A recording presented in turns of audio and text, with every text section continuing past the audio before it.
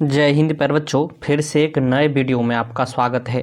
देखिए प्यारे बच्चों, आज की इस वीडियो में हम लेके आ गए हैं संस्कृत का ओरिजिनल वायरल क्वेश्चन पेपर। प्यारे बच्चों, संस्कृत का पेपर आपका कब होने वाला है? 19 फरवरी का होने वाला है। कब प्यारे बच्चों? 19 फरवरी का, यानी कल जो होने वाला है।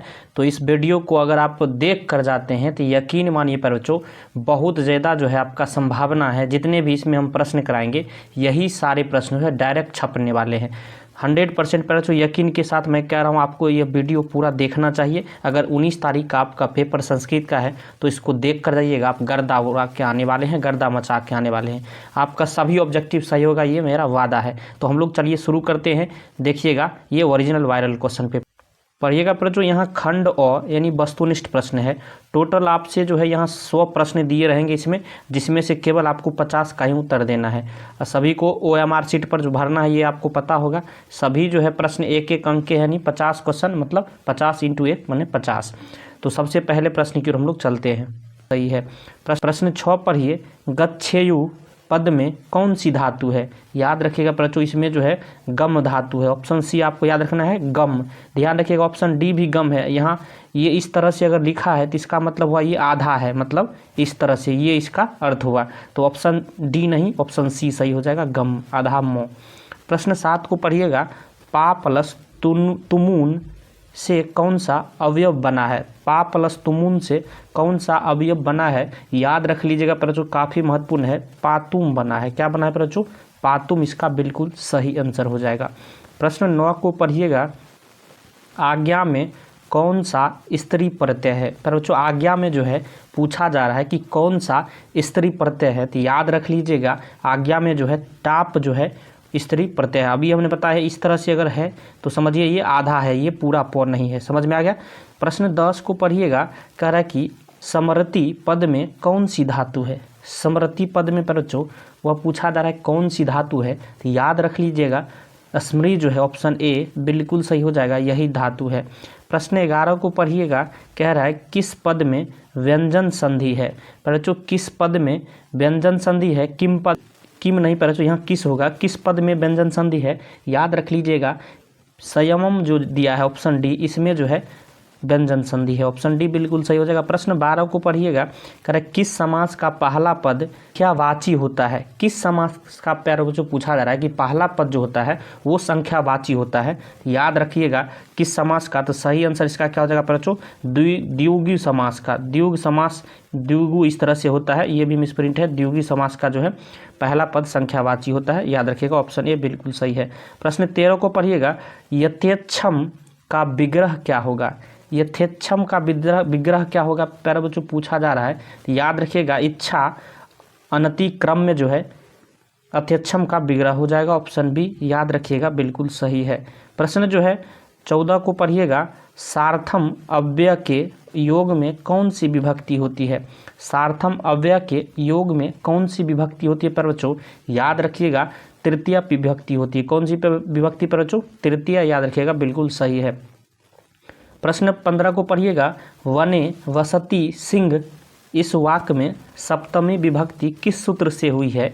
याद रख लीजिएगा बच्चों, किस सूत्र? ऑप्शन ए जो दिया है सप्तम्य धिकरणे, इससे हुई है। ऑप्शन ए आपको याद रखना है, बिल्कुल सही हो जाएगा। प्रश्न 16 को पढ़िएगा, करेक्ट कर्म कारक में कौन सी विभक्ति होती है? याद रख लीजिएगा बच्चों, बहुत ही महत्वपूर्ण है। कर्म कारक में जो है द्वितीय विभक्ति होती है। कौन विभक्ति बच्चों? द्वितीय। ऑप्शन बी आपको याद रखना है। प्रश्न 17 को पढ़िएगा, भास रचित नाटकों की संख्या है। भास रचित नाटकों की कुल कितनी संख्याएं हैं बच्चों? याद रखिएगा, टोटल 13 संख्या है। ऑप्शन जो है बी बिल्कुल इसका सही हो जाएगा। याद रखिएगा, टोटल 13। प्रश्न 18 कह रहा है, वाजिन शब्द का अर्थ है। पर बच्चों वाजिन जो होता है, वाजिन शब्द का अर्थ क्या होता है? याद रख लीजिएगा, वाजिन शब्द का अर्थ जो है घोड़ा होता है। क्या होता है बच्चों? याद रखिएगा, घोड़ा होता है। सही आंसर ऑप्शन ए हो जाएगा। प्रश्न 19 को पढ़िएगा, कह रहा है कर्णस्य दान वीरता पाठ में अविहा अविहा किसकी उक्ति है? याद रख लीजिएगा बच्चों, किसकी उक्ति है? तो सही आंसर इसका क्या हो जाएगा? ये शल्य की युक्ति है। ऑप्शन सी बिल्कुल सही हो जाएगा, शल्य इसका सही आंसर है। प्रश्न 20 को पढ़िएगा, सुबद्धुमूला पादपा निपतंती रेखांकित पद का प्रश्न निर्माण निम्न में से कौन सा है। ये जिसमें देखिए जिसके नीचे रेखा लिखा है, कह रहा है कि इसका जो है प्रश्न निर्माण में निम्न में से कौन सा है। तो याद रख लीजिएगा इसका सही आंसर के हो जाएगा। ऑप्शन सी याद रखना है, के बिल्कुल सही है। प्रश्न 21 को पढ़िएगा। अस्मद शब्द का रूप पंचमी विभक्ति बहुवचन में क्या होगा बच्चों। अस्मद शब्द का पूछा जा रहा है कि बहुवचन में जो है रूप पंचमी विभक्ति में क्या होगा। याद रख लीजिएगा अस्मत हो जाएगा। क्या हो जाएगा बच्चों, अस्मत। ऑप्शन सी याद रख। प्रश्न 22 को पढ़िएगा बच्चों। संसित व्रता मुनिय उत्तिष्ठन्ते रिक्त स्थान की पूर्ति उचित पद में करिए। रिक्त स्थान की जगह कौन सा पद होगा बच्चों। तो याद रख लीजिएगा इसका सही आंसर हो जाएगा आदित्यम, आदित्यम हो जाएगा। ऑप्शन बी आपको याद रखना है, बिल्कुल सही हो जाएगा। प्रश्न 23 को पढ़िएगा। कह रहा है कि मंदाकिनी वर्णम पाठ कहाँ से संकलित है। काफ़ी महत्वपूर्ण है, याद रखिएगा। ये जो है रामायण से संकलित है, रामायण से लिया गया है। प्रश्न जो है 24 को पढ़िएगा। हे कल्याणी संबोधन किसके लिए प्रयुक्त हुआ है। हे कल्याणी संबोधन जो है वह किसके लिए प्रयुक्त हुआ है। याद रख लीजिएगा बच्चों, इसका सही आंसर हो जाएगा सीता के लिए। ऑप्शन ए बिल्कुल सही हो जाएगा, याद रखिएगा। प्रश्न 25 को पढ़िएगा। कह रहा है कि स्वामी दयानंद के बचपन का नाम क्या था। बच्चों याद रख लीजिएगा स्वामी दयानंद के बचपन का नाम क्या था। तो मूल शंकर था। क्या नाम था बच्चों, मूल शंकर। याद रखिएगा, ऑप्शन बी बिल्कुल सही है। प्रश्न 27 को पढ़िएगा। स्वामी दयानंद का जन्म कब हुआ था। याद रख लीजिएगा बच्चों स्वामी दयानंद का जन्म जो है 1824 ईस्वी को हुआ था। ऑप्शन बी बिल्कुल सही है, याद रखिएगा।